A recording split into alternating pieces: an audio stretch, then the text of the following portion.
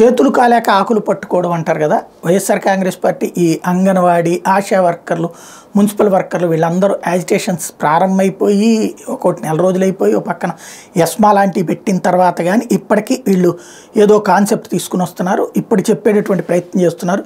అప్పటికి ఇప్పటికీ జీతాలు ఎంత తేడా చంద్రబాబు టైంకి అదే ఇది జనాలకు ఎంతవరకు వెళ్తుందో తెలియదు. కాకపోతే మిగతా పబ్లిక్ తెలుసుకోవాల్సిన అంశం ఇది అవునో కాదో తెలుగుదేశం వాళ్ళు చెప్పాలి. అంగన్వాడీ వర్కర్లు చంద్రబాబు టైంలో 7,000 రూపాయల జీతం అయితే జగన్ వచ్చాక 11,500. మినీ అంగన్వాడీ వర్కర్లు చంద్రబాబు టైంలో 4,500 అయితే ఇప్పుడు 7,000. అంగన్వాడీ హెల్పర్లు బాబు హయాంలో 4,500 అయితే 7,000 రూపాయలు జగన్ వచ్చాక.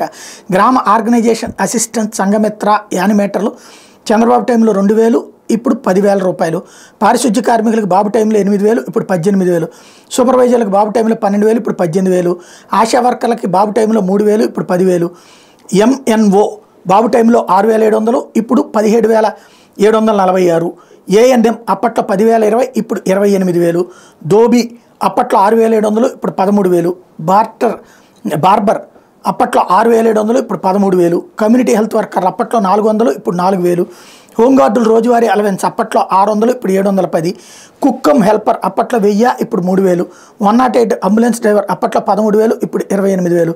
ఉద్యోగుల సంఖ్య చూస్తే అంగన్వాడీ వర్కర్లు 47,476. మినీ అంగన్వాడీ వర్కర్లు 6,526. హెల్పర్లకు వచ్చేటప్పటికి అంగన్వాడీ హెల్పర్లు 45,175. గ్రామ ఆర్గనైజేషన్ అసిస్టెంట్లు 28,152. సంఘమిత్ర గ్రామ ఆర్గనైజేషన్ అసిస్టెంట్ వీళ్ళందరూ కలిపితే 28,152. పారిశుద్ధ్య కార్మికులు 29,800. ఆశా వర్కర్లు 41,416. అట్లాగే కమ్యూనిటీ హెల్త్ వర్కర్లు 2,652. హోంగార్డులు 14,984. అట్లాగే ఏదైతే కుక్కమ్ హెల్పర్ 84,833 మంది అన్నటువంటి లెక్క చెప్తున్నారు.